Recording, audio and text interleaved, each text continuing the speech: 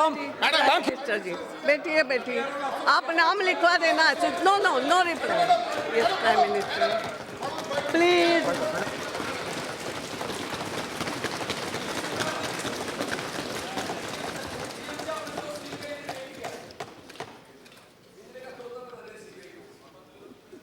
आदरणीय अध्यक्ष जी,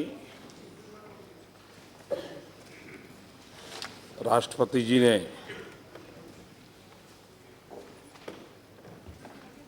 संसद के दोनों सत्रों को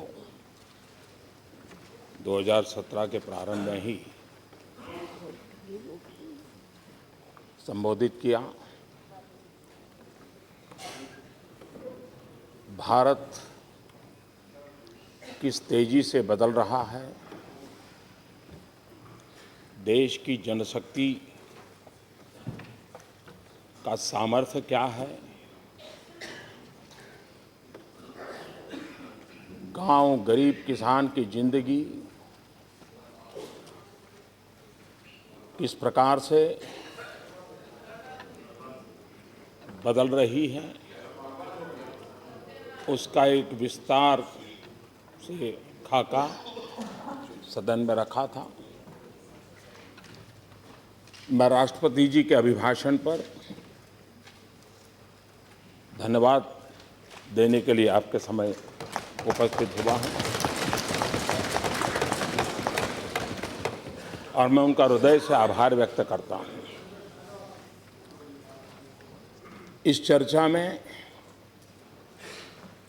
आदरणीय श्री मल्लिकार्जुन जी, श्री तारिक अनवर जी, श्री जयप्रकाश नारायण जी, श्री तथागत जी, सतपथी जी, कल्याण बनर्जी, श्री ज्योतिरादित्य सिंधिया, कई वरिष्ठ महानुभावों ने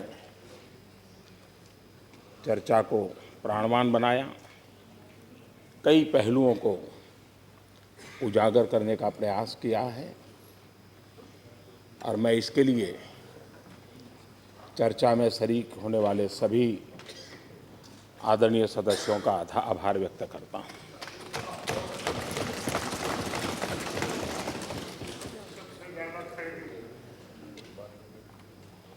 कल भूकंप आया।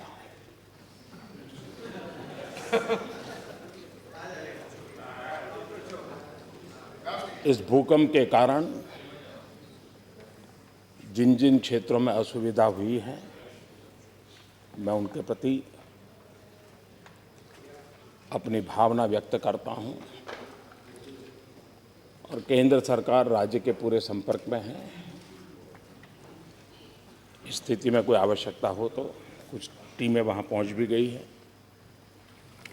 लेकिन आखिर भूकंप आ ही गया।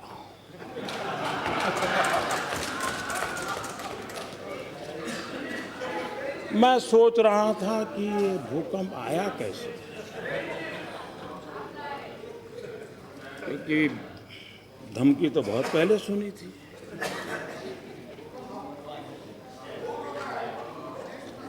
कोई तो कारण होगा कि धरती मां इतनी रूठ गई होगी।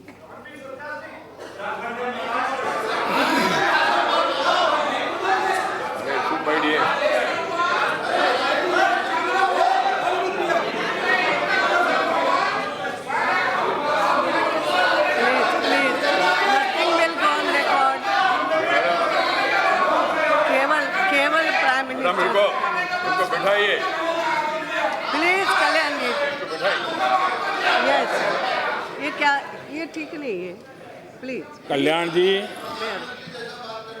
आपका सीआर ठीक हो रहा है, आपका कल्याण होगा। Please please, no not like this, nothing will go. Please please, Kalyan ji, this is not the way. बैठिए बैठिए बैठिए।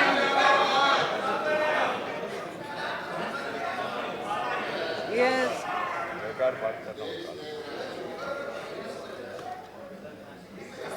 कल का भूकंप, प्लीज, ये ठीक नहीं। बैठे बैठे, दिस इज नॉट द वे। क्या है ये? प्लीज थोड़ी शांति रखिए।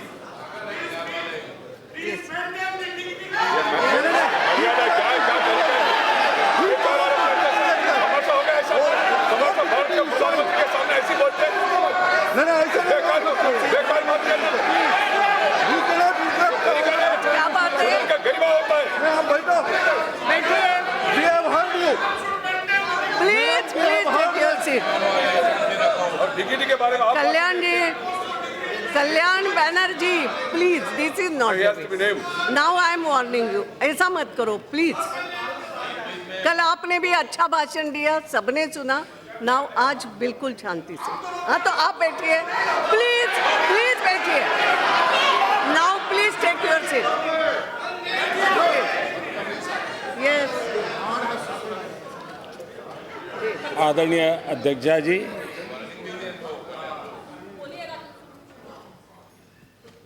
मैं सोच रहा था कि आखिर भूकंप आया क्यों। जब कोई स्कैम में भी सेवा का भाव देखता है,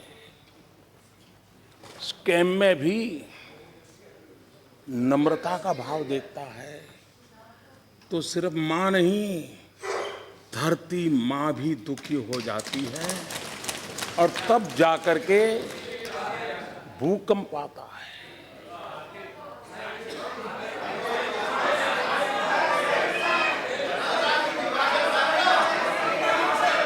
और इसलिए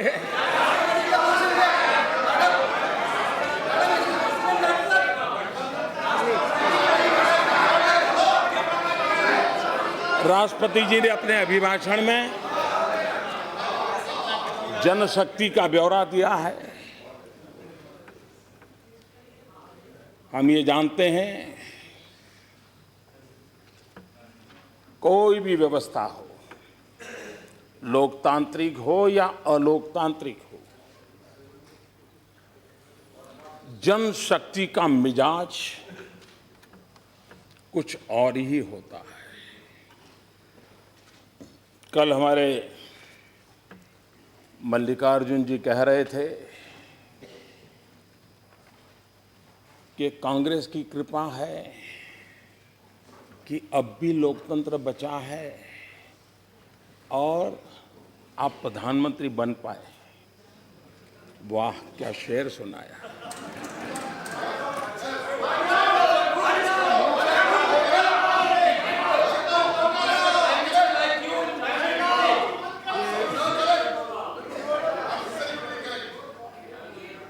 बहुत बड़ी कृपा की आपने इस देश पर, लोकतंत्र बचाया। कितने महान लोग हैं आप। लेकिन अध्यक्षा जी,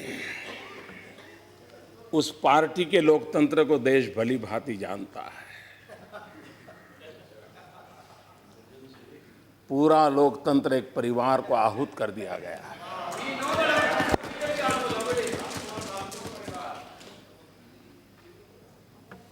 और 75 का कालखंड,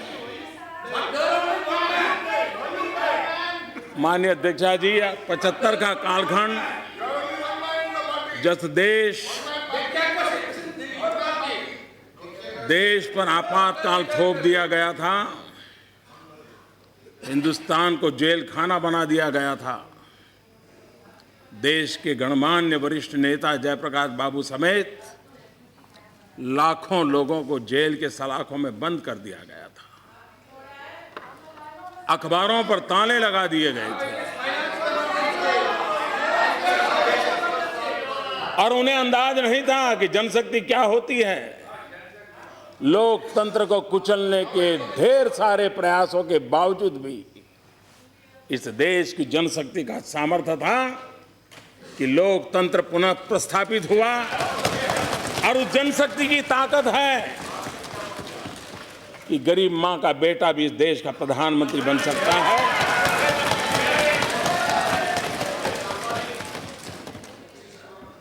और इसलिए राष्ट्रपति जी ने जनशक्ति का उल्लेख करते हुए जो कहा है, चंपारण सत्याग्रह शताब्दी का वर्ष है। इतिहास सिर्फ किताबों की अटारी में पड़ा रहे तो समाज जीवन को प्रेरणा नहीं देता है। हर युग में इतिहास को जानने का, इतिहास को जीने का प्रयास आवश्यक होता है। उस समय हम थे या नहीं थे, हमारे कुत्ते भी थे या नहीं थे, औरों के कुत्ते हो सकते हैं।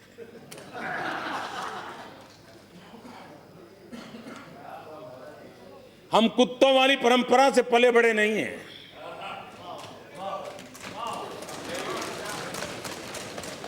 लेकिन देश के कोटि-कोटि लोग थे, जब कांग्रेस पार्टी का जन्म भी नहीं हुआ था। 1857 का स्वातंत्र संग्राम इस देश के लोगों ने जान की बाजी लगा करके लड़ा था।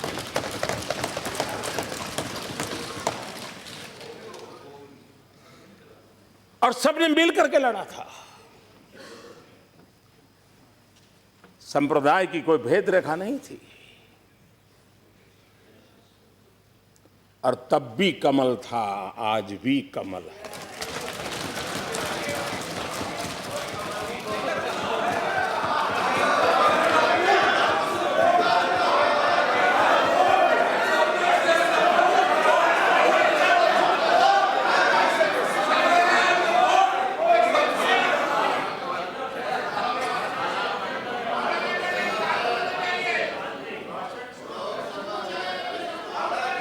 यहां बहुत ऐसे लोग हैं जो मेरी तरह आजादी के बाद पैदा हुए हैं, और इसलिए हम में से बहुत लोग हैं जिनको आजादी के लड़ाई में सौभाग्य नहीं मिला, लेकिन देश के लिए जीने का तो सौभाग्य मिला है, और हम जीने की कोशिश कर रहे हैं।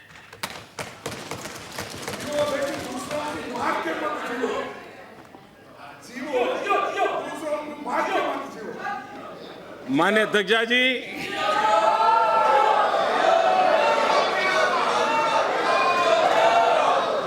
और इसलिए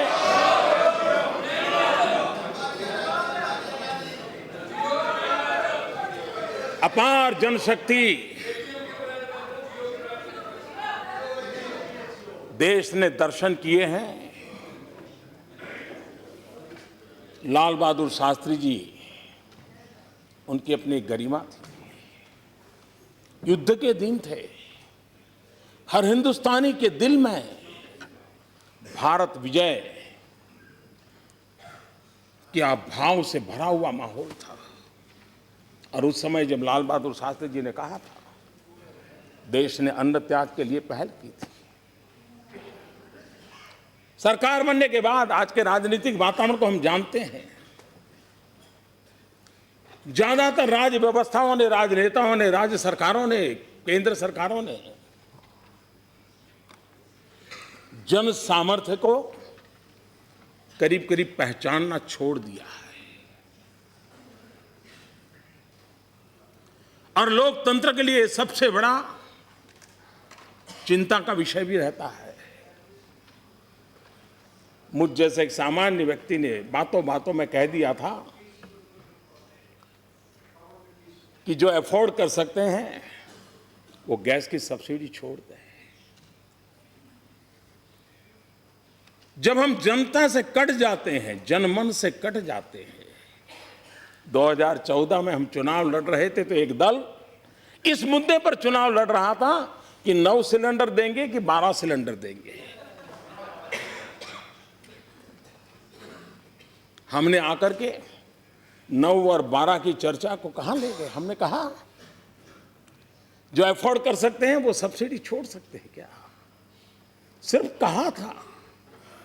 इस देश के 1 करोड़ 20 लाख से ज्यादा लोग गैस सब्सिडी छोड़ने के लिए आगे आए। इस सरकार और वहां बैठे हुए लोगों के गर्व का विषय सीमित नहीं है। ये 125 करोड़ देशवासियों की शक्ति का परिचय है।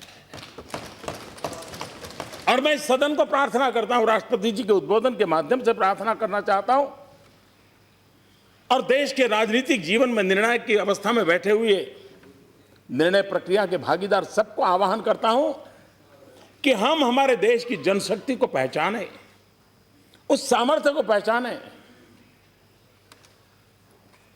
हम भारत को नई ऊंचाइयों पर ले जाने के लिए जन आंदोलन की अवधारणा लेते हुए एक सकारात्मक माहौल बना करके देश को आगे बढ़ाने की दिशा में काम कर रहे हैं। आप देखिए, पहले नहीं मिले, उससे ज्यादा परिणाम मिलेंगे और उसके कारण अनेक गुना ताकत बढ़ जाएगी, देश की बढ़ने वाली है। इसमें से कोई ऐसा नहीं है कि जो आने वाला कल बुरा देखना चाहता है। इसमें से कोई ऐसा नहीं है जो हिंदुस्तान का बुरा चाहता है। हर कोई चाहता है गरीब का भला हो, हर कोई चाहता है गांव गरीब किसान को कुछ मिले। पहले भी किसी ने प्रयास नहीं किया, ऐसा कहने वालों में से मैं नहीं हूं। मैं इस सदन में बार बार कह चुका हूं, मैं लाल किले पर से बोल चुका हूं कि अब तक जितनी सरकारें आई, जितने प्रधानमंत्री आए, हर किसी का अपना अपना योगदान है। उस तरफ बैठे हुए लोगों से कभी सुनने को मिला नहीं है कि इस देश में कोई चाफेकर बंधु भी हुआ करते थे जिनकी शहादत थी आजादी में। इनके मुंह से सुनने को नहीं मिला है कभी सावरकर जी भी थे जो काला पानी की सजा भुगत रहे थे, तब देश आजाद हुआ है। उनके मुंह से कभी सुनने को नहीं मिल रहा है कोई भगत सिंह चंद्रशेखर आजाद भी थे कि जिन्होंने देश के लिए बलि चढ़ाया था। उनको तो लगता है कि आजादी सिर्फ एक परिवार ने दिलवाई है, समस्या की जड़ वहां है। हम देश को उसकी पूर्णता में स्वीकार करें और इसलिए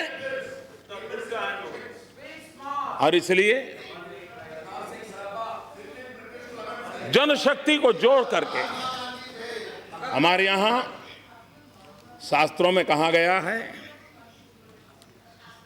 अमंत्रम अक्षरम नास्ति, नास्ति मूलम अनौषधम, अयोग्यः पुरुषो नास्ति, योजः तत्र दुर्लभः।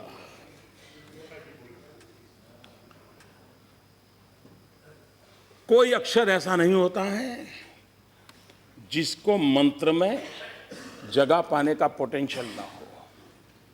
कोई ऐसा मूल नहीं होता है जिसकी औषध में जगह पाने का पोटेंशियल ना हो। कोई इंसान ऐसा नहीं होता है कि जो कुछ कर करके समाज और देश को दे सके। जरूरत होती है योजकः तत्र दुर्लभः, योजक की जरूरत होती है। और इस सरकार ने हर शक्ति को संवार करके जोड़ने का एक प्रयास किया है और जनशक्ति के भरोसे उसको आगे बढ़ाने का प्रयास किया है। स्वच्छता का अभियान, मैं हैरान हूं, क्या इस बात के लिए हमें सिर्फ सोचना नहीं चाहिए कि आजादी के इतने साल हो गए। महात्मा गांधी का नाम हम लेते हैं। गांधी के दो प्रिय चीज थे। गांधी कहते थे कि आजादी से पहले भी मुझे अगर कोई पाना है तो मुझे स्वच्छता पानी है। हम स्वच्छता की गांधी जी की बात को लेकर आपके सामने आए, देश के सामने आए। इतनी सरकारें आई, इतने संसद चले सत्र, क्या कभी संसद में स्वच्छता विषय पर चर्चा तक हुई है? और इसलिए पहली बार ये सरकार आने के बाद, और इसलिए क्या स्वच्छता को भी हम राजनीति के एजेंडा का हिस्सा बनाएंगे? आप में से कौन है जो गंदगी में जीना चाहता है? आपके इलाके में कौन है जो गंदगी चाहता है? आप भी नहीं चाहते हैं, यहां वाले भी नहीं चाहते हैं, यहां वाले भी नहीं चाहते, कोई नहीं चाहता। लेकिन क्या हम मिल करके एक स्वर में समाज को इस पवित्र कार्य से जोड़ने को, गांधी जी के सपने को पूरा करने के लिए आगे नहीं बढ़ सकते? कौन रोकता है हमें? और इसलिए माननीय अध्यक्षा जी, इस अपार जनशक्ति को आगे लेते हुए इस बार एक चर्चा अब ये तो सही है कि जब राष्ट्रपति जी का उद्बोधन पर चर्चा होती है और बजट भी आया होता तो बजट की बातें भी आ जाती हैं और राष्ट्रपति जी के उद्बोधन की भी बातें आ जाती हैं। बजट पर चर्चा होगी तब वित्त मंत्री जी विस्तार से उसको कहेंगे, लेकिन एक चर्चा आई है बजट जल्दी क्यों किया गया। भारत एक कृषि प्रधान देश है। हमारा पूरा आर्थिक कारोबार कृषि पर आधारित है और ज्यादातर कृषि की स्थिति दिवाली तक पता चल जाती है। हमारे देश की एक कठिनाई है कि हम अंग्रेजों विरासत छोड़कर के आए उसको लेकर के चल रहे हैं। हम मई में करीब करीब बजट की प्रक्रिया को से पार निकलते हैं और 1 जून के बाद हिंदुस्तान में बारिश आना शुरू हो जाता है। 3 महीने तक बजट का उपयोग होना असंभव हो जाता है। एक प्रकार से हमारे पास कार्य करने का समय बहुत कम बच जाता है और जब समय होता है तब आखिरी दिनों की जो पूर्ति करने के लिए हम जानते हैं, हर सरकार जानती है कि दिसंबर से मार्च तक किस प्रकार से बिल कटते हैं और किस प्रकार से रुपये खर्च किए दिखाए जाते हैं। अब ये हमने सोचना चाहिए। अब मैं किसी की आलोचना नहीं कर रहा, अभी भी किसी को समझ आता है क्या कारण था कि आजादी के कई वर्षों तक बजट शाम को 5 बजे आता था। किसी ने सोचा नहीं, बस 5 बजे चल रहा है।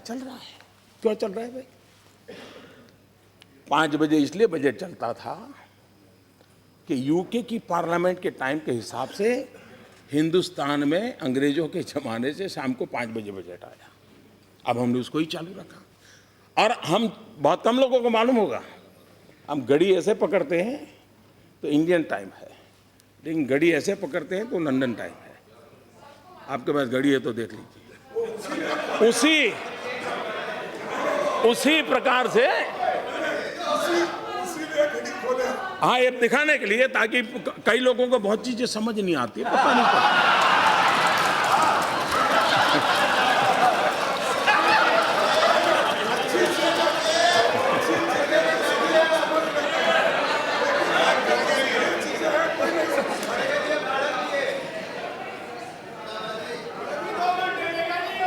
अब अटल जी की सरकार आई तब समय बदला गया।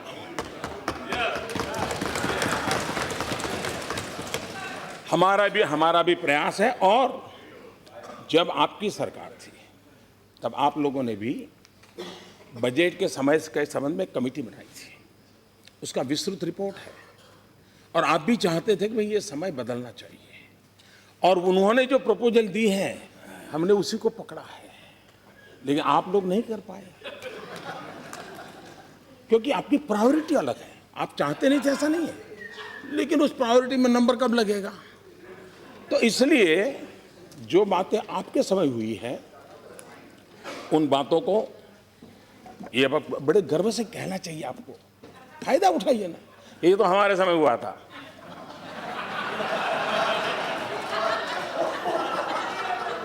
अब ये भी आप भूल जाते हैं, चलो मैंने याद दिला दिया, आप इसका भी लाभ दीजिए।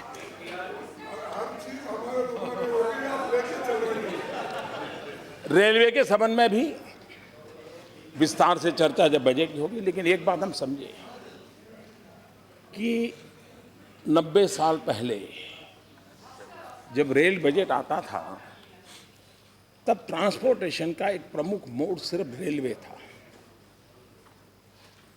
आज ट्रांसपोर्टेशन एक बहुत बड़ी अनिवार्यता बनी है और इकलौता रेलवे नहीं है, कई प्रकार के ट्रांसपोर्टेशन के मोड है। जब तक हम कॉम्प्रिहेंसिवली ट्रांसपोर्ट इस विषय को जोड़ करके नहीं चलेंगे तो हम समस्याओं से जूझते रहेंगे और इसलिए मुख्य धारा में रेलवे व्यवस्था भी रहेगी, उसमें कोई प्राइवेटाइजेशन को कोई तकलीफ नहीं है, उसकी स्वतंत्रता तो को कोई तकलीफ नहीं है।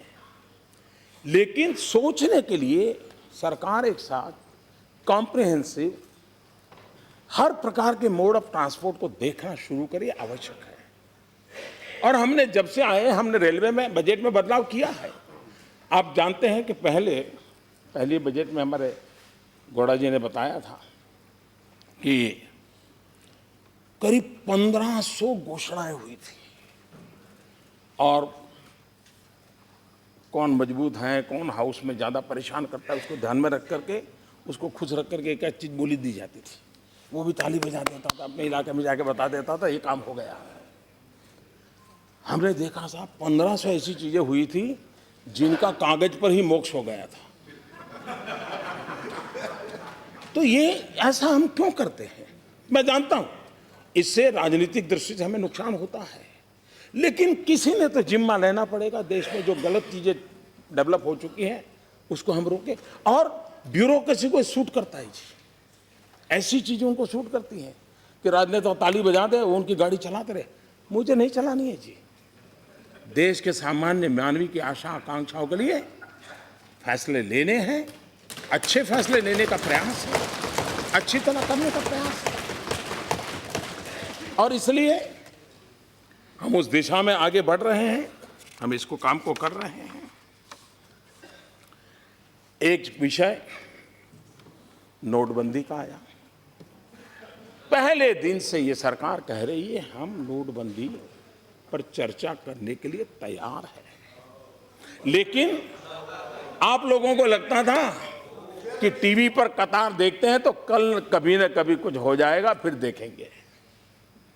आपको लग रहा था कि इस समय चर्चा करने से शायद मोदी फायदा उठा जाएगा, और इसलिए चर्चा के बजाय आपको टीवी बाइट देने में ही इंटरेस्ट था, इसलिए चर्चा नहीं हुई। अच्छा है इस बार आपने थोड़ा बहुत स्पर्श किया है, और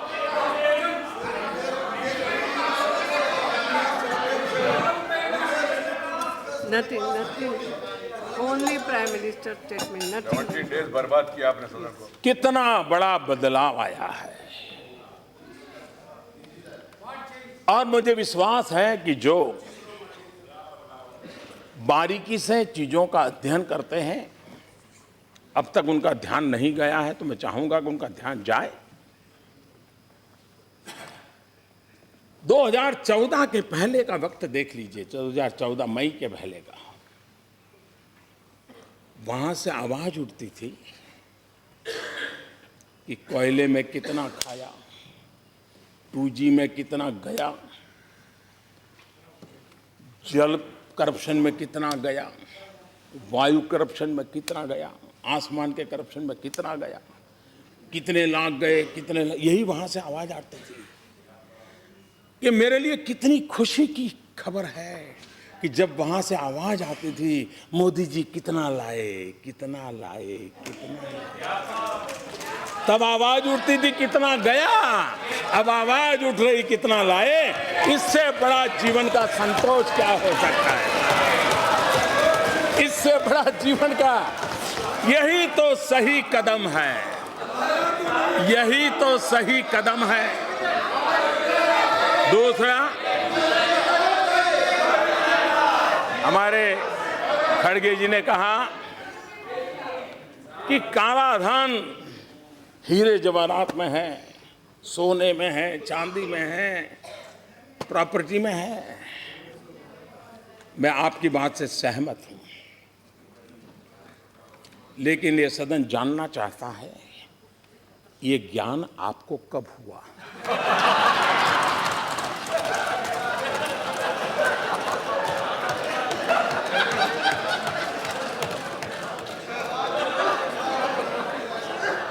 क्योंकि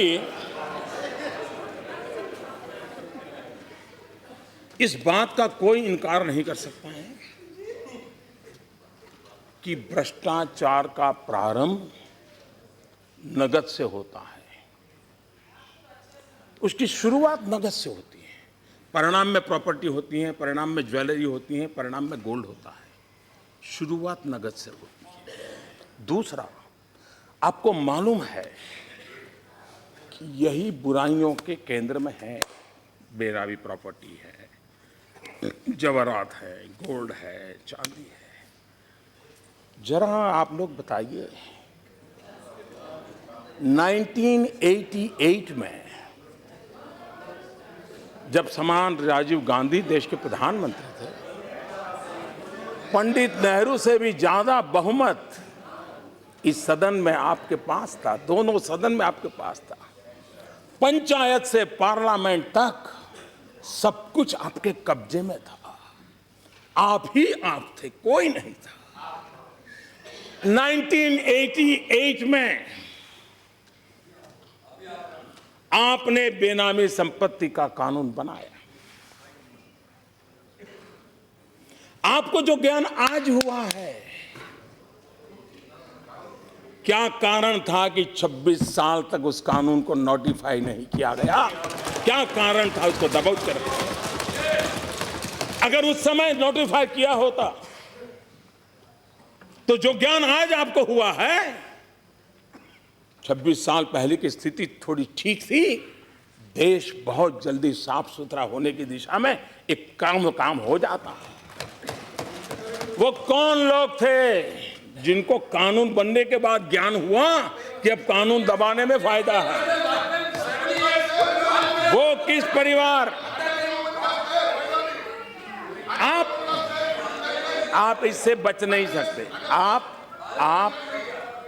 आप किसी का नाम दे करके बच नहीं सकते। आपको जवाब देना पड़ेगा देश को। जो ज्ञान आज हुआ है, और ये सरकार है जिसने नोटबंदी से पहले पहला कदम उनके खिलाफ उठाया है, कानून बनाया है। और मैं आज इस सदन के माध्यम से भी देशवासियों को कहना चाहता हूं, आप कितने ही बड़े क्यों न हो, गरीब के हक का आपको लौटाना पड़ेगा।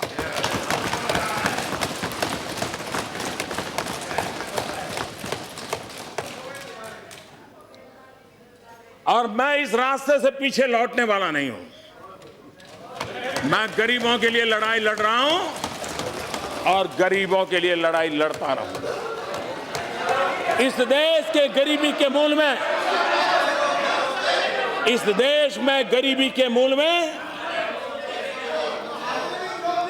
देश के पास प्राकृतिक संपदा की कमी नहीं थी, देश के पास मानव संसाधनों की कमी नहीं थी, लेकिन देश में एक ऐसा वर्ग पनपा जिन्होंने लोगों के हक लूटते रहे। उसी का नतीजा है कि देश जिस ऊंचाई पर पहुंचना चाहिए था नहीं पहुंच पाया। आप कहते हैं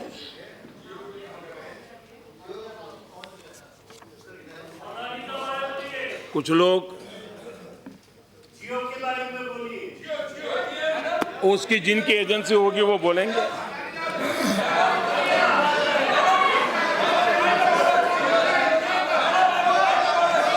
एक बात मैं कहना चाहूंगा,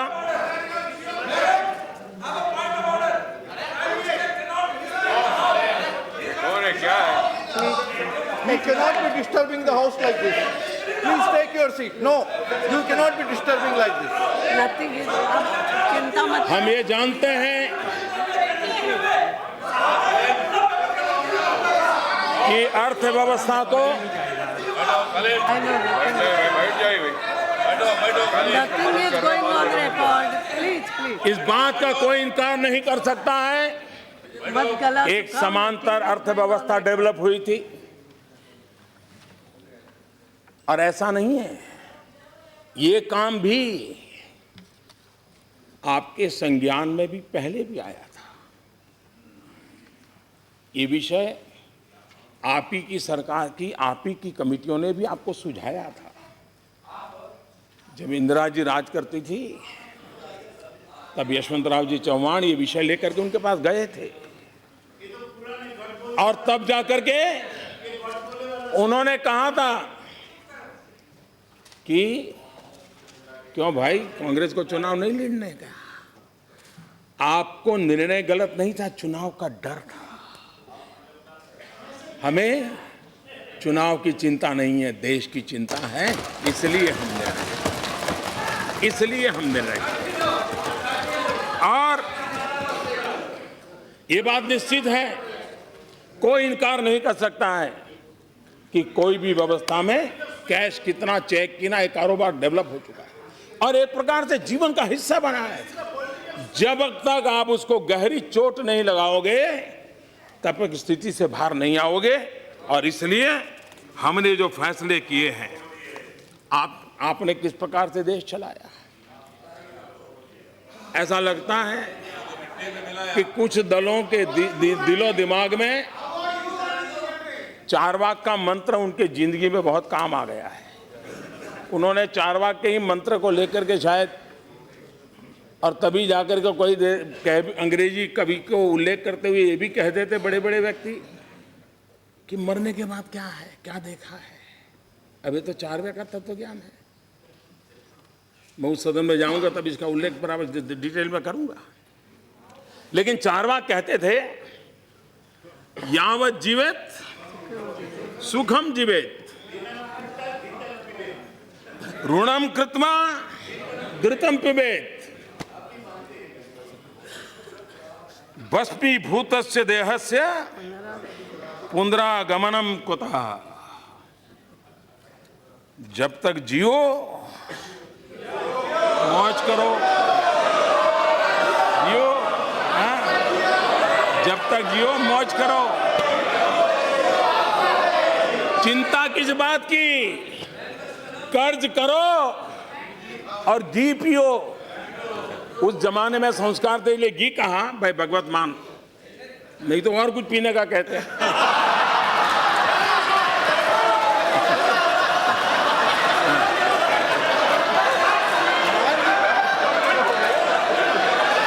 लेकिन उस समय ऋषियों ने, वहां संस्कार थे तो उन्होंने घी पीने की बात कही थी। शायद आज का जमाना होता तो कुछ और पीने की चर्चा करनी पड़ती। लेकिन इस प्रकार की फिलॉसफी से कुछ लोगों को लगता है कि जब अर्थव्यवस्था इतनी अच्छी चल रही थी तो आपने ऐसे समय ऐसा निर्णय क्यों किया। ये बात सही है। आप जानते हैं, अगर आपको कोई बीमारी हो और डॉक्टर कहता है भी ऑपरेशन करना है, ऑपरेशन बहुत जरूरी है, फिर भी वो कहता है पहले भाई शरीर ठीक करना पड़ेगा, डायबिटीज कंट्रोल करना पड़ेगा, डीकना कंट्रोल करना पड़ेगा, 7-8 दिन और मशवरा, फिर बाद में ऑपरेशन करते हैं।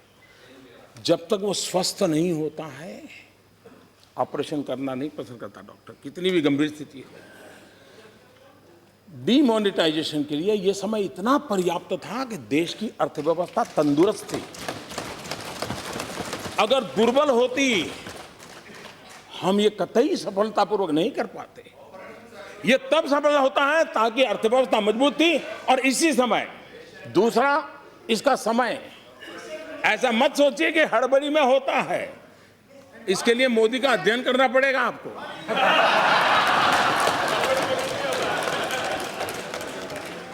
और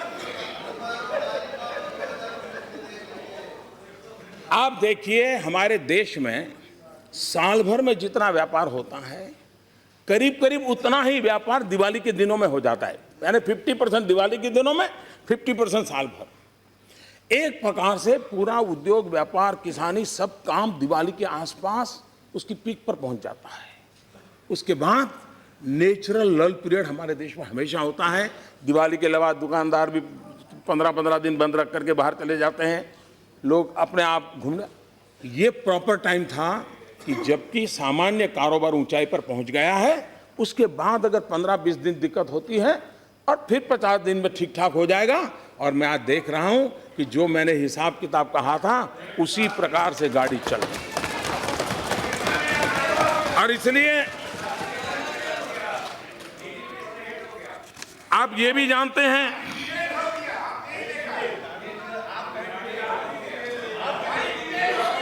आप ये जानते हैं, एक जमाना था इनकम टैक्स डिपार्टमेंट की मर्जी पर, एक समय था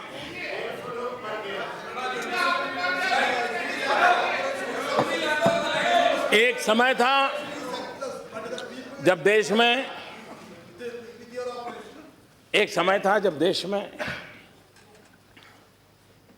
इनकम टैक्स अधिकारी मनमर्जी पड़े वहां जाकर के धमकते थे। और बाकी क्या होता था पुराना इतिहास को जो दोहराने की जरूरत नहीं है। नोटबंदी के बाद सारी चीजें रिकॉर्ड पर है, कहाँ से आया, किसने लाया, कहाँ रखा। अब उसमें से टॉप नामों को टेक्नोलॉजी के द्वारा, डाटा माइनिंग के द्वारा निकाल दिए गए हैं। अब इनकम टैक्स ऑफिसर को कहीं जाना नहीं है, सिर्फ एसएमएस करके पूछना है कि भाई जरा बताइए डिटेल क्या है।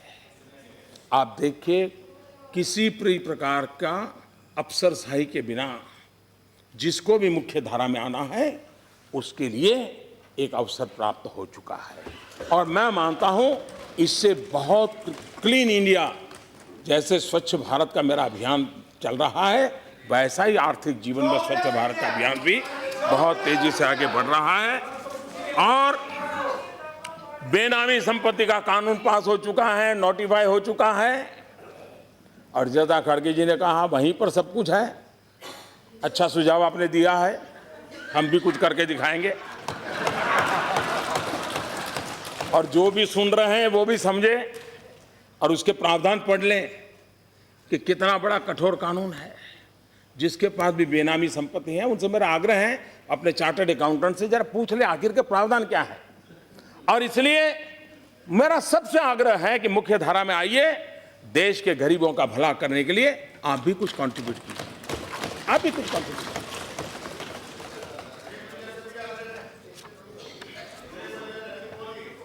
जहां जहां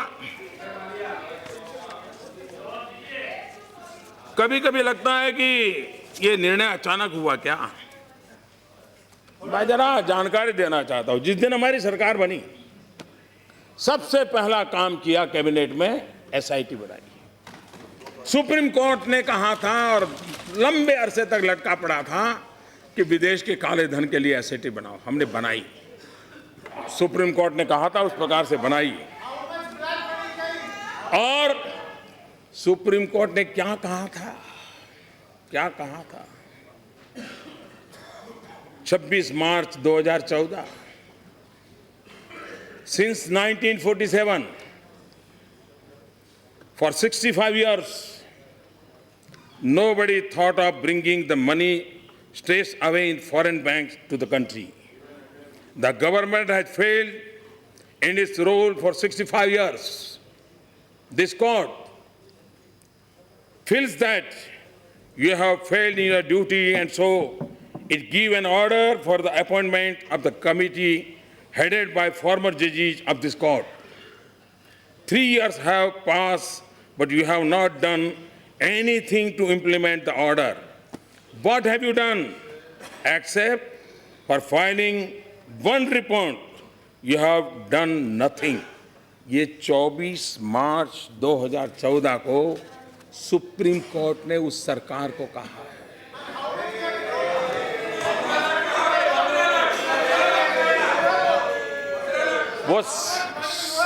वही तो मैं कह रहा था, वो जमाना था तब आवाज उठती थी कितना गया, अब आवाज उठ रही है कितना आया और आके रहेगा, आते रहेगा। आप देखिए एक के बाद एक देखिए, विदेश में जमा काले धन के खिलाफ नया कठोर कानून बनाया, प्रॉपर्टी जब्त करने की बात कही। इस बार भी बजट में एक नया कानून की बात कही गई है, सजा भी 7 साल से 10 साल कर दी। टैक्स हेवन जो थे मॉरिशस, सिंगापुर वगैरह, उस पुराने जो नियम आप बना करके गए थे उसको हमने बातचीत की, उनको समझाया, हमारी परिस्थितियां समझाई, उसको हम ले आए। हमने स्विट्जरलैंड से समझौता किया कि वो रियल टाइम इंफॉर्मेशन देंगे, कोई भी हिंदुस्तानी नागरिक पैसा रखेगा तो उसका पता चल जाएगा। हमने अमेरिका सहित कई देशों के साथ इस प्रकार के समझौते किए हैं जहाँ भी हमारा कोई भी भारतीय नागरिक, भारतीय मूल का व्यक्ति पैसे रखेगा तो उसकी जानकारी भारत को मिलेगी। उसी प्रकार से प्रॉपर्टी बिक्री 20,000 से ज़्यादा नगद नहीं, इसकी चर्चा हमने नहीं किया। रियल एस्टेट बिल को पास किया, ज्वेलरी के मार्केट में भी 1% एक्साइज डाली ताकि इस चीज़ों को स्ट्रीमलाइन करना था, किसी को परेशान नहीं करना था। और आप ही लोग हैं इस देश सदन में, इधर हो या उधर हो, मुझे चिट्ठियाँ आई हैं जब हमने कहा कि 2 लाख से ज़्यादा कोई अगर ज्वेलरी परचेज करता है तो उसको पैन नंबर देना होगा। मैं हैरान हूँ, काले धन और भ्रष्टाचार के खिलाफ भाषण देने वाले लोग मुझे चिट्ठियाँ लिखते थे कि पैन नंबर मांगने का नियम रद्द कर दीजिए ताकि लोग कैश मनी से सोना लेते रहे, गहने लेते रहे और काला बाजार चलता रहे। हम टिके रहे, हम उसको करके दिखाया, एक एक कदम उठाया। मैं जानता हूँ ये राजनीतिक फायदे के लिए काम कोई ऐसा नहीं कर सकता, वरना तो आप पहले कर लेते। ये कठिनाई है, लेकिन देश का भला करने के लिए निर्णय करने थे और गरीबों का भला करना था, इसलिए निर्णय किए। 2 लाख से ज़्यादा से किसी सामान पर 10 लाख से ज़्यादा महंगी गाड़ी पर 1% अतिरिक्त टैक्स लगा दिया। हमने इनकम टैक्स डिक्लेरेशन स्कीम भी लाई और अब तक में सबसे स्कीम में सबसे ज़्यादा पैसा लोगों ने डिक्लेयर किया। 1100 से ज़्यादा पुराने कानून हमने खत्म किए और यहां बताया गया कि आपने नोटबंदी के संबंध में, कोई कहता है 150 बार, कोई कहता है 130 बार, वो सब अलग अलग आंकड़े बोल रहे हैं, इतने नियम बदले। बहुत अच्छा याद रखते हैं। अब मैं आपको बताना चाहता हूं, ये तो एक ऐसा काम था जिसमें हम जनता की कोई तकलीफ तुरंत हम समझने के बाद रास्ता खोजने का प्रयास करते थे। दूसरा, जिन लोगों को सालों से लूटने की आदत लगी है वो रास्ता खोजते तो हमें बंद करने के लिए कुछ न कुछ करना पड़ता था। लड़ाई का मौसम था, एक तरफ देश को लूटने वाले थे और एक तरफ देश को ईमानदारी की तरफ ले जाने का मोर्चा लगा हुआ था। लड़ाई पल पल चल रही थी, वो एक तू डाल डाल में 5-5 इस प्रकार से लड़ाई चल रही थी। लेकिन जो आप लोगों का बड़ा प्रिय कार्यक्रम है, जिसको लेकर के आप बड़ी पीठ थिपथपा रहे हैं, वैसे उसके लिए आपको हक नहीं है, क्योंकि जब इस देश में राजा रजवाड़ों का शासन था तब भी गरीबों के लिए राहत काम के नाम से योजनाएं चलती थी। उसके बाद भी हिंदुस्तान में फूड फॉर वर्क के नाम से कई योजना, 9 यानी देश आजाद होने के बाद 9 प्रकार की अलग अलग नामों से चली हुई योजना चलते चलते चलते अब उसने एक नाम लिया है जिसको मनरेगा कहते हैं। कई यात्रा करके आया हुआ है और हर राज्य में, जहां कम्युनिस्टों की सरकार थी उन्होंने भी पश्चिम बंगाल में किया था, जहां शरद पवार की सरकार थी महाराष्ट्र में किया था, गुजरात में भी जो कांग्रेस की सरकार, हर देश में किसी ने आज़ादी के बाद इस प्रकार के काम किए ही किए, हर किसी ने किए थे। तो कोई नई चीज नहीं थी, लेकिन नाम नया था।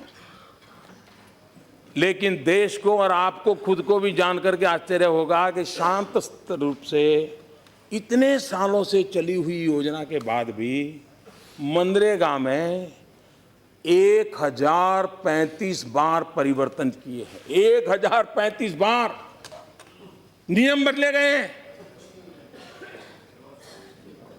आप कभी अपने तो आईने में झांकिए, और उस समय तो लड़ाई नहीं थी, इतने बड़े दबाव में काम करना नहीं था। क्या कारण था कि मनरेगा जैसा एक जो लंबे अरसे से चल रहा था, उसको भी आपको लाने के बाद 1035 बार उसमें परिवर्तन करने पड़े।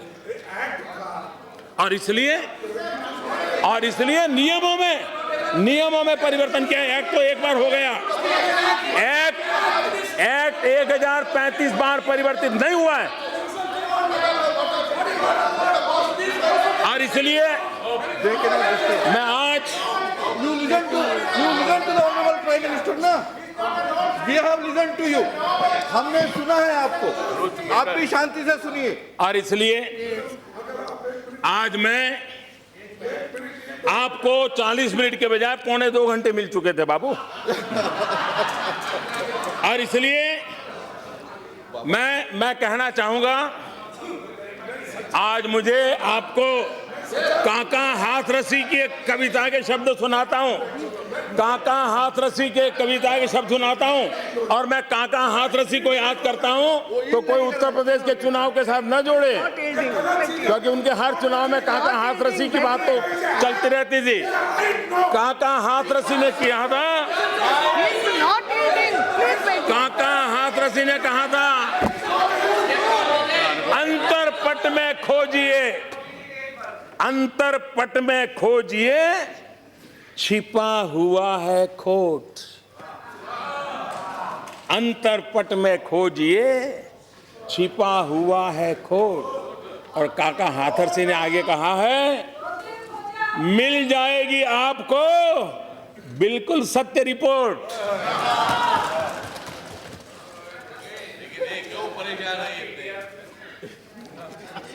आदरणीय अध्यक्ष जी, मैंने एक बात की ओर और भी ध्यान देना चाहता हूं। सरकार नियमों से चलती है, संवैधानिक जिम्मेवारियों के साथ चलती है।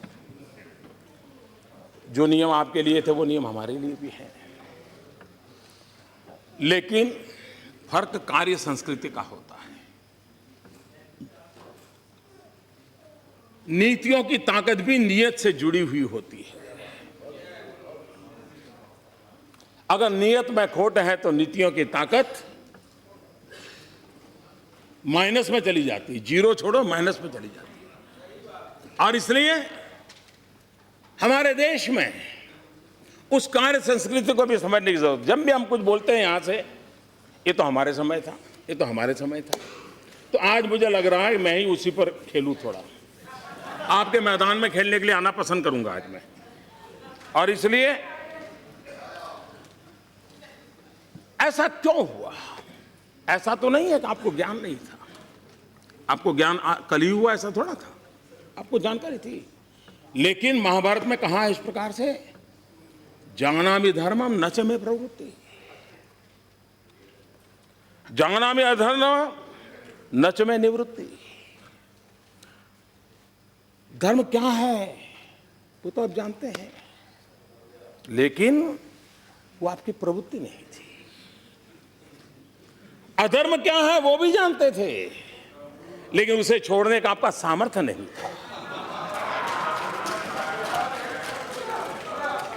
मैं बताता हूं जी, हम मुझे कहिए नेशनल ऑप्टिकल फाइबर नेटवर्क, अगर मैं उसके लिए कुछ भी कहूंगा तो वहां से आवाज उठाई, ये तो हमने शुरू किया था। मैं हमने शुरू किया था उसी से शुरू करना चाहता हूं।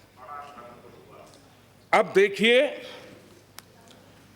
नेशनल ऑप्टिकल फाइबर नेटवर्क 2011 से 14 3 साल सिर्फ 59 गांवों में ये ऑप्टिकल फाइबर नेटवर्क लगा। और उसमें भी लास्ट माइल कनेक्टिविटी का प्रावधान नहीं था। प्रोक्योरमेंट भी पूरी तरह सेंट्रलाइज था। वो तो क्या कारण है सब जानते हैं। अब आप देखिए हमने पूरी कार्य संस्कृति कैसे बदलती है, अप्रोच कैसे बदलता है। सब राज्योों को पहले साथ में लिया।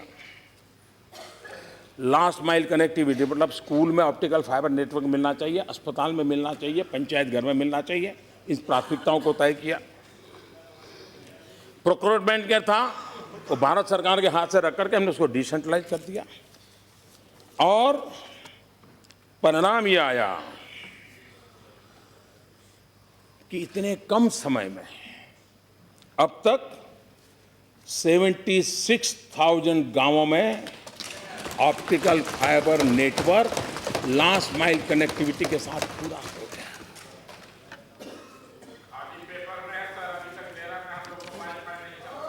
दूसरा, अभी यहां बताया जा रहा था कल कि आप लेस कैश सोसाइटी या कैशलेस सोसाइटी के लिए बोल रहे हैं। लोगों के पास क्या है, लोगों के पास क्या है, मोबाइल।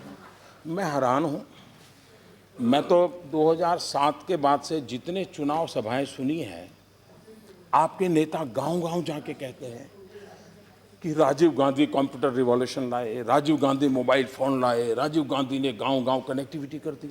आप ही का भाषण है। और जब मैं आज कह रहा हूं कि उस मोबाइल का उपयोग बैंक में भी कन्वर्ट किया जा सकता है, तो आप कहते हैं मोबाइल फोन ही कहां है। ये समझ नहीं आ रहा है भाई। आप ही कह रहे थे हमने इतना कर दिया, जब मैं उसमें कुछ अच्छा जोड़ रहा हूं तो कहते नहीं वो तो है ही नहीं। तो ये क्या समझा रहे थे आपको जी? क्यों ऐसा कर रहे हो जी? दूसरी बात है, ये आप भी मानते हैं, मैं भी मानता हूं कि पूरे देश के पास सब नहीं है, लेकिन मान लो अगर 40% के पास है तो क्या उन 40% लोगों को इस आधुनिक व्यवस्था से जोड़ने की दिशा में हम सबका सामूहिक प्रयत्न रहना चाहिए कि नहीं रहना चाहिए? 60% का अब चलो बाद में देखेंगे, कहीं तो शुरू करें।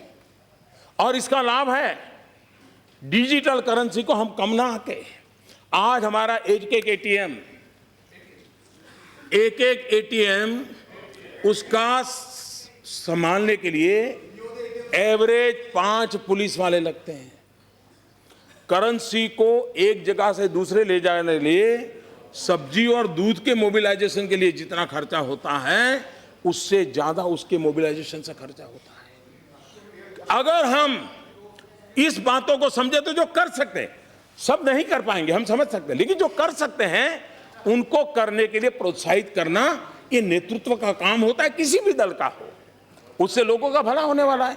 अभी मुझे कोई बता रहा था, एक सब्जी वाले ने शुरू किया, कल ही कोई मुझे रिपोर्ट देके गया, उसको पूछा तेरा क्या फायदा है? बोले साहब पहले क्या होता था, एक तो मेरे ग्राहक परमानेंट थे, सबको मैं जानता था। अब मान लीजिए 52 रुपीज़ का सब्जी लिया तो फिर वो मैडम कहती थी चलिए जेब और पैसे नहीं, 50 रुपये का नोट ले लो, तो बोले मेरे 2 रुपये चले जाते थे। अब मैं भी बोल नहीं पाता था, और बोले मैं लगाता था हिसाब तो साल भर में मेरा 800-1000 रुपया, ये रुपया 2 रुपया न देने में ही हो जाता था। बोले इसके कारण भीम ऐप लगाने के बाद 52 रुपया है तो 52 रुपया मिलता है, 53 रुपया है तो 53 मिलता है, 48 रुपीज 45 पैसा है तो पूरा मिलता है। बोले मेरा तो 800-1000 रुपया बच गया। देखिए चीजें कैसे बदलती है। और इसलिए हम कम से कम, आप मोदी का विरोध करें कोई बात नहीं, आपका काम भी है, करना भी चाहिए, लेकिन जो अच्छी चीज है उसको आगे बढ़ाएं।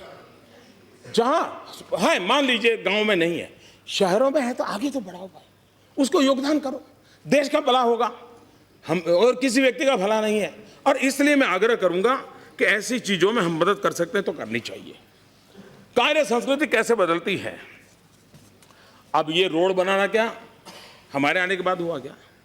ये टोडरमल के जमाने से चल रहा है, शेरशाह सूरी के जमाने से चल रहा है। तो ये कहना कि ये तो हमारे जमाने से था, हमारे जमाने से था, अब कहां जाओगे भाई? लेकिन फर्क क्या है? पिछली सरकार में प्रधानमंत्री ग्रामीण सड़क योजना प्रतिदिन 69 किलोमीटर होती थी, हमारे आने के बाद 111 किलोमीटर होती है। ये फर्क। और हमने रोड बनाने में स्पेस टेक्नोलॉजी का उपयोग किया है। स्पेस टेक्नोलॉजी से फोटोग्राफी होती है, मॉनिटरिंग होता है। हमने रेलवे में ड्रोन का उपयोग किया है, फोटोग्राफी करते हैं, काम का हिसाब लेते हैं। कार्य संस्कृति टेक्नोलॉजी की मदद से कैसे बदलाव लाया जा सकता है। आवास योजना, ग्रामीण आवास योजना, राजनीतिक फायदा उठाने के लिए नामों को जोड़ करके उसका जो उपयोग हुआ, लेकिन फिर भी आपके समय में एक साल में 10,83,000 घर बनते थे। इस सरकार में एक वर्ष में 22,27,000 घर बने। 22 lakh. National urban renewal mission एक महीने में 8,017 घर बने। हमारी योजना से 13,530 घर बने। रेलवे, पहले ब्रॉड गेज रेलवे का कमीशनिंग एक साल में 1500 किलोमीटर हुआ करता था। पिछले साल ये बढ़ करके 1500 किलोमीटर से सामने 3,000 किलोमीटर, डबल। और हम 3500 किलोमीटर तक और इसलिए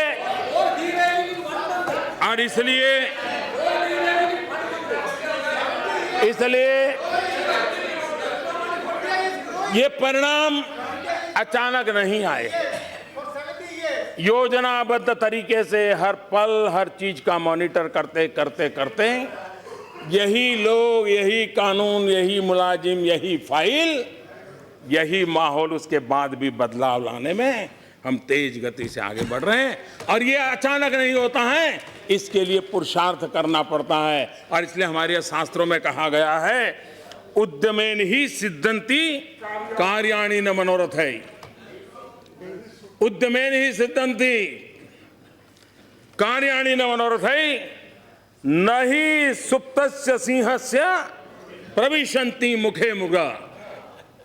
उद्यम से ही कार्य सिद्ध होते हैं, ना कि मनोरथों से। सोए हुए सिंह के मुख में हिरण आकर से प्रवेश नहीं करता है, उसको भी शिकार करना पड़ता है।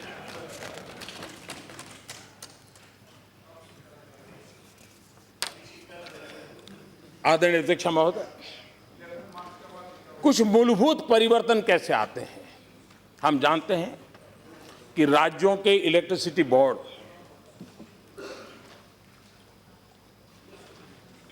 उन राज्यों के इलेक्ट्रिसिटी बोर्ड डिस्कॉम, सारे राज्य संकट में हैं। कभी तो हिंदुस्तान में लाल किले पर से इसकी चिंता की गई थी प्रधानमंत्री के द्वारा, इतनी हद तक ये हालत बिगड़ी हुई थी। पिछले 2 साल में बिजली उत्पादन में क्षमता बढ़ी, कन्वेंशनल एनर्जी उसको जोड़ा गया, ट्रांसमिशन लाइन उसको बढ़ाया गया, सोलर एनर्जी को जोड़ लाया गया। 2014 में 2700 मेगावाट थे, आज हम उसको 9100 मेगावाट पहुंचा दिए। सबसे बड़ी बात, डिस्कॉम योजना के कारण, उदय योजना के तहत राज्यों को उस योजना जब वो सफल कर पाएंगे, करीब करीब 1,60,00,000 से ज़्यादा रकम राज्यों की तिजोरी में बचने वाली है। और राज्यों के साथ जोड़ करके अगर भारत सरकार ने 1,60,00,000 की घोषणा कर दी होती तो चारों तरफ कहते कि वाह, मोदी सरकार ने इतना पैसा दिया। हमने योजना ऐसी बनाई कि राज्यों के खजाने में 1,60,000 करोड़ रुपया डिस्कॉम के द्वारा, उदय योजना के द्वारा बचत होने वाली है, जो उनके लिए विकास के काम आने वाली है। और ऊर्जा क्षेत्र का जो बोझ है, उस बोझ से वो बचने वाले हैं। कोयला, आप जानते हैं कोयला जहां से निकलता था उसके नजदीक नहीं दिया जाता था, दूर दूर से दिया। क्यों? तो बोले रेलवे को थोड़ा कमाई हो जाए। हमने कहा कमाल हो भाई, रेलवे की कमाई के लिए इतना सारा भोते हमने रेशनलाइज कर दिया, जहां नजदीक है उसी को कोयला वहां से मिले, कोयले का खर्चा हो, उस दिशा में प्रयास किया। और उसके कारण करीब करीब कोयले में 1300 करोड़ रुपया ट्रांसपोर्टेशन खर्च कम हुआ है। एलईडी बल्ब, अब ये तो हम नहीं कहते एलईडी बल्ब हम लाए, वैज्ञानिक शोध हुई, आपने भी शुरू किया, लेकिन आपके जमाने वो एलईडी बल्ब करीब 300, 350, 380 उस रुपये में चलते थे। एलईडी बल्ब से एनर्जी सेविंग होता है। हमने एक बड़ा मिशन रूप में काम उठाया और करीब करीब इतने कम समय में, पिछले 8-9 महीने से इस योजना को बल दिया है, इतने कम समय में 21 करोड़ एलईडी बल्ब लगाने में हमने सफलता पाई और तेज गति से आगे बढ़ रहा है।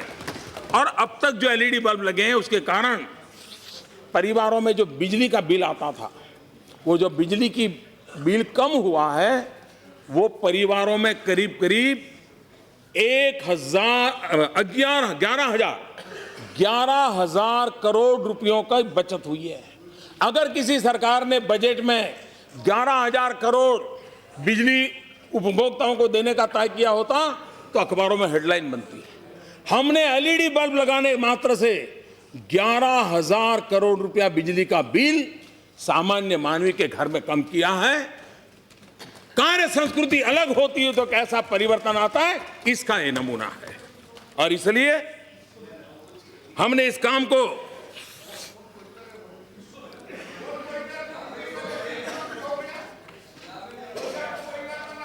यहां पर हमारे विपक्ष के नेता शेड्यूल कास्ट के बजट के लेकर के भाषण कर रहे थे, लेकिन बड़ी चतुराई पूर्वक 13-14 के आंकड़ों को उन्होंने बोलना अच्छा नहीं माना, खुद का लगाते थे। 13-14 आता था, अटक जाते थे। शेड्यूल कास्ट सब प्लान कुल आवंटन 2012-13 37,113, 13-14 41,561, 16-17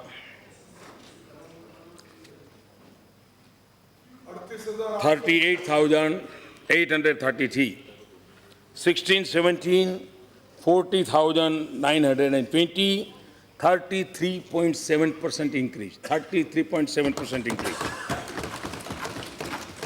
और इस साल के बजट में 52,393, 52,393। और इसलिए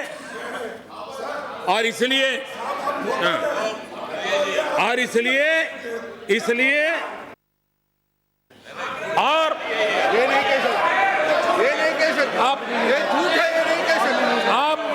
आप सत्य सुनने की हिम्मत चाहिए, सत्य सुनने की हिम्मत चाहिए।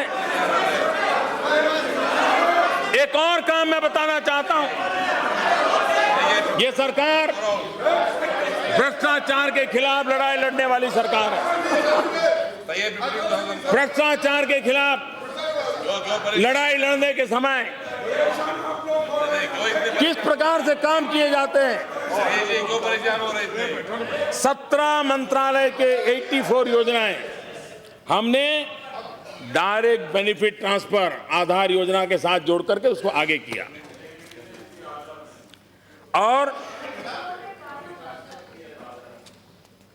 32 करोड़ लोगों को 1,56,000 करोड़ रुपया डायरेक्ट बेनिफिट ट्रांसफर स्कीम में दिया गया।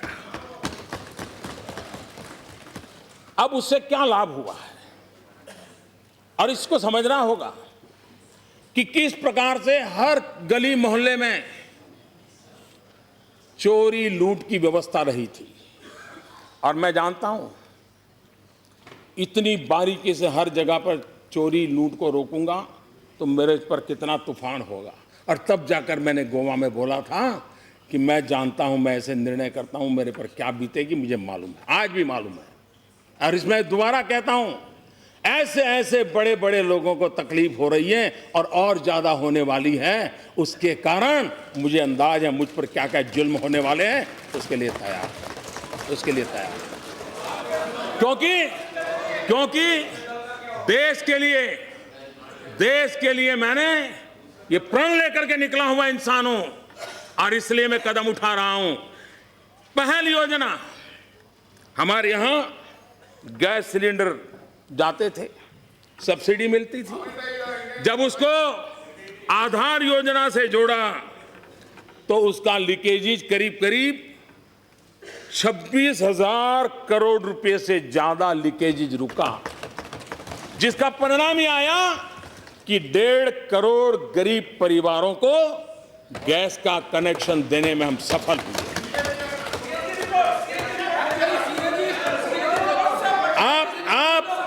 आप जरा अध्ययन कर लीजिए, आप अध्ययन कर। मैं सदन में जब बोलता हूं तो जिम्मेवारी के साथ बोलता हूं। पिछले 2.5 वर्षों में फर्जी राशन कार्ड, गरीब आदमी के हक को छीनने का काम फर्जी राशन कार्ड वाले करते थे।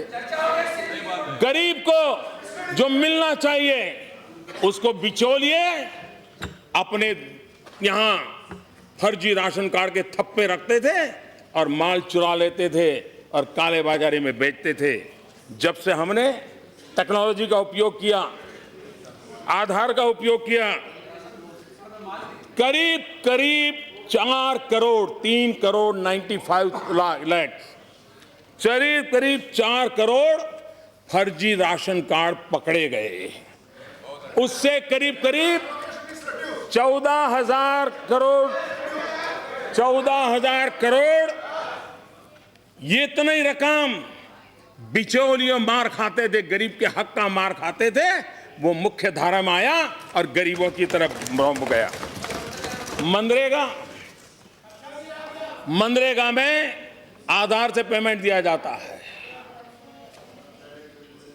डायरेक्ट ट्रांसफर पैसा होता है, करीब 94% सक्सेस मिली है। और उसका परिणाम यह हुआ है कि लीकेजेस 7,633 करोड़ 7,633 करोड़ रुपीज उसका लीकेज अब तक बच पाया है। और ये हर वर्ष, एक वर्ष का नहीं, आने वाले वर्षों में भी बचने वाला, और आगे भी जो है। किस प्रकार से national social assistance program NSAP करीब करीब 400 करोड़ रुपया, जिसका कोई लेन देन नहीं मिल रहा है, लेकिन पैसे जाते थे। कुछ तो ऐसी चीजें पाई गई, जिस बेटी का जन्म नहीं हुआ वो बेटी विधवा भी हो गई और खजाने से धन भी जा रहा है। इन सब को रोकने की कार्य संस्कृति को लेकर के हम चले हैं। स्कॉलरशिप, ऐसे कई चीजें हैं। एक मोटा मोटा अंदाज लगाता हूं, एक वर्ष में, और ये हर वर्ष, अभी तो मैं कह रहा हूं शुरुआत है, 49,500 करोड़ रुपीस ये बिचौलियों के पास जाते हुए रुक गए। आप कल्पना कर सकते हैं, करीब करीब 50,000 करोड़ रुपया जो गरीबों के हक का था, वो बिचौलिए खा जाते थे। करप्शन के नाम पर, लूट के नाम पर, उनको रोकने का काम, उसके लिए एक बड़ी हिम्मत लगती है, करके दिखाया है। आदरणीय अध्यक्ष जी, मैं कार्य संस्कृति का एक उदाहरण भी देना चाहता हूं। किसानों की बड़ी बड़ी बातें करते हैं। हर वर्ष राज्यों के मुख्यमंत्री भारत सरकार को इस बात की चिट्ठी लिखते थे कि हमें यूरिया मिलना चाहिए, यूरिया। मैं भी जब मुख्यमंत्री था लिखता रहता था, और यूरिया पाने में बहुत बड़ी दिक्कत होती थी। मैं आज बड़े संतोष के साथ कहता हूं, पिछले 2 साल से किसी मुख्यमंत्री को यूरिया के लिए चिट्ठी नहीं लिखनी पड़ी। कहीं यूरिया के लिए कतार नहीं लगी है, कहीं यूरिया के लिए लाठीचार्ज नहीं हुआ है। लेकिन ये बात हम भूले नहीं। पुराने अखबार निकाल दीजिए, किसानों को यूरिया पाने के लिए कितनी तकलीफ होती है। अब मुझे बताइए, नीम कोटिंग इसका ज्ञान सिर्फ हम ही को है क्या? क्या आपको नहीं था क्या? आपको था। आपने 5 अक्टूबर 2007 यूरिया नीम कोटिंग की चर्चा आपके ग्रुप ऑफ मिनिस्टर के द्वारा प्रिंसिपली अप्रूव हुई। 5 अक्टूबर 2007 से लेकर के क्या हुआ, करीब करीब 6 साल। एक तो आपने कैप लगाई 35%, उससे ज़्यादा नहीं नीम कोटिंग करना। आप 100% नहीं करते तब तो उसका कोई लाभ ही नहीं होता है, क्योंकि यूरिया चोरी होता है, कारखानों में चला जाता है, किसान के नाम पर सब्सिडी के बिल कटते हैं, लेकिन किसान को लाभ नहीं मिलता था। यूरिया का दूसरा दुरुपयोग होता था सिंथेटिक मिल्क बनाने में, और उसके कारण गरीब बच्चों की जिंदगी के साथ खेला जाता था। यूरिया को 100% नीम कोटिंग किया। आपने निर्णय किया था 6 साल में आपने सिर्फ 35% का कैप लगाने बाद 35% भी नहीं पहुंच पाए, सिर्फ 20% नीम कोटिंग किया। हमने आकर के इस बात को हाथ में लिया, और 188 डेज, आपका 6 साल मेरा 6 महीना, हिंदुस्तान में 100% यूरिया नीम कोटिंग कर दिया। इंपोर्टेड यूरिया को भी नीम कोटिंग कर दिया, और उस नीम कोटिंग का लाभ इसका हमने सर्वे करवाया है ना। आपकी कार्य संस्कृति हमारी कार्य संस्कृति में फर्क इतना है। नीम कोटिंग की बात आती है आप खड़े हो जाते, ये तो हमारे जमाने का है। तो आपके जमाने का, आपके मैदान में आज खेलना मैंने तय किया है, इसलिए मैं खेल करके दिखाता हूं कि आपका हाल क्या है। नीम कोटिंग का अध्ययन हमने करवाया। Agriculture development and rural transformation centre, उन्होंने तो एनालिसिस करके रिपोर्ट दिया है किसानों का कितना भला हो रहा है। देखिए, धान के उत्पादन में 5% वृद्धि, गन्ने के उत्पादन में 15% वृद्धि। आप कल्पना कर सकते हैं कि किसानों को इसके कारण कितना खर्चा बच रहा है। किस प्रकार से आदरणीय राष्ट्रपति जी ने हम सबसे एक आह्वान किया है कि लोकसभा और विधानसभाओं के चुनाव साथ साथ होने की दिशा में सोचने का समय आ गया है। इसको राजनीतिक तराजू से न तोला जाए। तत्कालीन हर किसी को थोड़ा बहुत नुकसान होगा, हर किसी को थोड़ा बहुत होगा, लेकिन इस विषय पर गंभीरता से सोचने की आवश्यकता है। आज हर वर्ष 5-7 राज्यों में चुनाव होते ही रहते हैं। 1 करोड़ से ज्यादा सरकारी मुलाजिम कभी न कभी चुनावों में लगे रहते हैं। सबसे ज्यादा नुकसान शिक्षा क्षेत्र से जुड़े हुए हमारे अध्यापकों प्राध्यापकों को चुनाव के काम में जाना पड़ता है। हमारे भविष्य की पीढ़ी को नुकसान हो रहा है, बार बार चुनाव के कारण हो रहा है, और उसके कारण खर्च में भी बहुत बड़ी वृद्धि हो रही है। और इसलिए 2009 का जो लोकसभा का चुनाव हुआ तो 1100 करोड़ का खर्च हुआ था, और 2014 का लोकसभा का चुनाव हुआ 4000 करोड़ से भी ज्यादा हुआ। आप कल्पना कर सकते हैं इस गरीब देश पर, ये गरीब देश पर कितना बोझ पड़ रहा है। आज कानून व्यवस्था की दृष्टि से अनेक नई नई चुनौतियां आ रही है। प्राकृतिक संकटों के कारण भी सिक्योरिटी फोर्स की मदद लगती है। दुनिया भर में फैल रहा आतंकवाद और हमारे दुश्मन देश जिस प्रकार से हरकतें कर रहे हैं, हमारी सिक्योरिटी फोर्स को उसमें ताक लें। इतना बड़ा काम बढ़ता जा रहा है, दूसरी तरफ सिक्योरिटी फोर्सेस की ज्यादातर शक्ति चुनावी प्रबंधनों में लगाई जानी पड़ रही, उनको भेजना पड़ रहा है। इन संकट को हम समझे और एक दीर्घदृष्टा के रूप में, कोई एक दल इसका निर्णय नहीं कर सकता है, सरकार इसका निर्णय कतई नहीं कर सकती है, लेकिन अनुभव के आधार पर जिम्मेवार लोगों ने मिलकर के इस समस्या का समाधान हमने खोजना होगा, हमें रास्ता खोजना होगा। और राष्ट्रपति जी ने जो चर्चा निकाली है उस चर्चा को हमने आगे बढ़ाना चाहिए। उनका धन्यवाद करते हुए, उनके धन्यवाद के लिए हम लोगों ने प्रयास करना चाहिए। ये के बारे में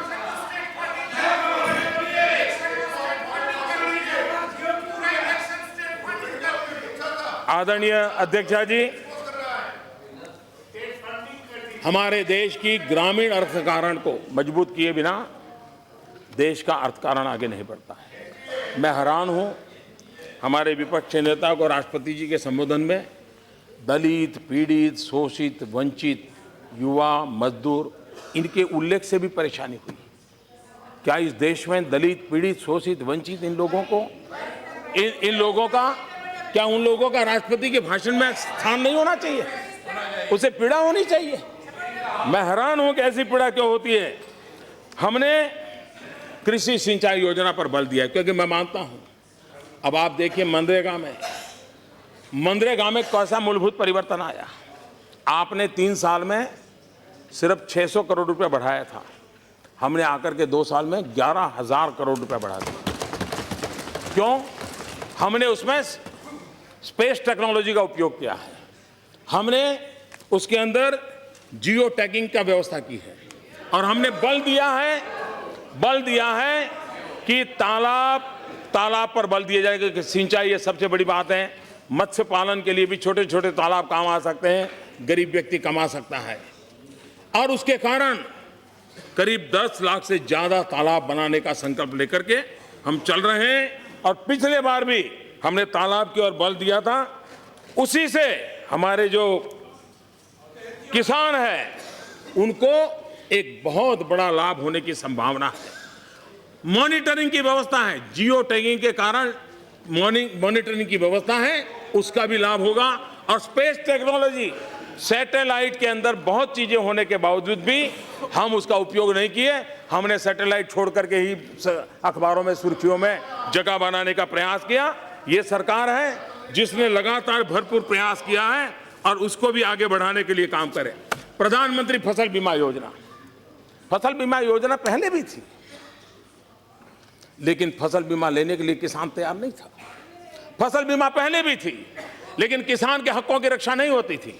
मैं चाहूंगा, हम सब सार्वजनिक जीवन में काम करने वाले लोग हैं, राजनीतिक दल के सिवाय भी समाज के प्रति हमारी जिम्मेवारी है। इस सदन के सभी लोग प्रधानमंत्री फसल बीमा योजना का अध्ययन करें और हमारे इलाके के किसानों को कैसे मदद मिल सकती है इसका फायदा पहुंचाए। पहली बार बुआई न हुई हो प्राकृतिक आपदा के कारण, तो भी वो बीमा का हकदार बना है, और फसल काटने के बाद भी अगर 15 दिन के अंदर अंदर कोई और आपदा आई तो भी वो फसल बीमा का हकदार बने। ये निर्णय छोटा नहीं है, ये निर्णय छोटा नहीं है। और इसलिए ये हम सबका दायित्व बनता है कि हम हमारे किसानों को ये जो लाभ मिला है उस लाभ को हम पहुंचाए। सॉइल हेल्थ कार्ड, राजनीतिक मतभेद हो सकता है, लेकिन अपने इलाके के किसानों को सॉइल हेल्थ कार्ड समझाइए, उनका फायदा होगा, उनकी लागत कम हो जाएगी, सही भूमि पर सही फसल से उपयुक्त लाभ होगा। ये सीधा सीधा विज्ञान है, उसमें राजनीति करने की कोई जरूरत नहीं है। इसको हमने आगे बढ़ाना चाहिए और उसमें मैं तो चाहूंगा छोटे छोटे एंटरप्रेन्योर आगे आए, खुद अपनी प्राइवेट लैब बनाएं और वे खुद सर्टिफाइड लैब के द्वारा धीरे धीरे गांवों में भी एक नए रोजगार का क्षेत्र भी खुले। उस दिशा में हमने काम करना चाहिए। आदरणीय अध्यक्ष महोदय, हमने और भी अनेक विषयों यहां पर युवाओं के लिए चर्चा हुई। रोजगार के अवसर, मुद्रा योजना से करीब करीब 2 करोड़ से ज्यादा लोगों को बिना कोई गारंटी जो धन दिया गया है, या तो वो खुद अपने पैरों पर खड़ा हुआ है या पहले से था तो एक अधिक व्यक्ति को रोजगार देने के लिए वो ताकत आई है। हम लोगों की यही सोच रही, जब तक हम देश में रोजगार के अवसर नहीं बढ़ाएंगे, हमारी नीतियां वो होनी चाहिए कि हर जगह पे उसके रोजगार की संभावनाएं बढ़े, और हमने उस नीति को अपनाया, स्किल डेवलपमेंट पे बल दिया है और उसका लाभ है कि हमारे यहाँ कृषि क्षेत्र, अब प्रधानमंत्री कृषि सिंचाई योजना, ये प्रधानमंत्री कृषि सिंचाई योजना जब लागू कर रहे हैं तो उस काम में रोजगार लोगों को मिलेगा कि नहीं मिलेगा। हम लोगों को ऊर्जा गंगा की योजना के साथ पूर्वी भारत को गैस पाइपलाइन से जोड़ने की दिशा में बड़ा अभियान चलाया है। सैकड़ों किलोमीटर का गैस पाइपलाइन लगने वाला है। क्या नौजवान को रोजगार की संभावना उसमें पड़ी है कि नहीं पड़ी है? और इसलिए विकास का वो दिशा हो जिसमें नौजवानों को रोजगार मिले। हमने अभी टेक्सटाइल में, जूतों के क्षेत्र में अनेक इनिशिएटिव लिए हैं, जिसके कारण अनेक लोगों को नए रोजगार और नए नए क्षेत्रों में रोजगार की इसकी संभावना हुई है। देश के छोटे उद्योगों को बढ़ावा देना बहुत जरूरी है।